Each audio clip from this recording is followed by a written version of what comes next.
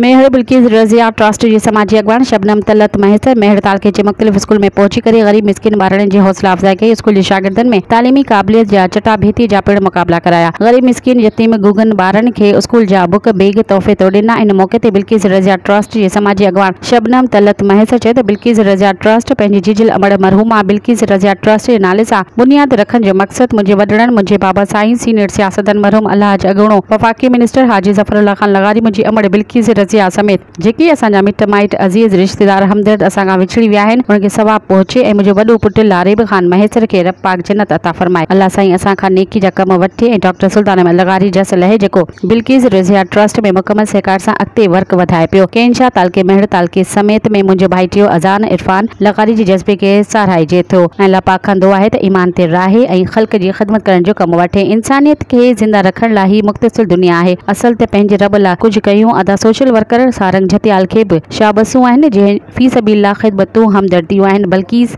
Razia trust सां। इन मौके ते बिल्किस रज़िया ट्रस्ट जे समाजी अगवान शबनम तलत महसर मलक क़ौम जे बहितरी लाइ स्कूल जे शागिर्दनि खे दुआऊं घुरायूं ऐं टीम सां गॾिजी समर चांडियो मेहरान लगारी दिलबर अली खोसो टीपू वहीद महसर समेत अल्लाह साईं जंहिंखे बि पसंदि कंदो आहे उन्हनि खां इंसानियत जी ख़िदमत करण वारा कम वठंदो आहे।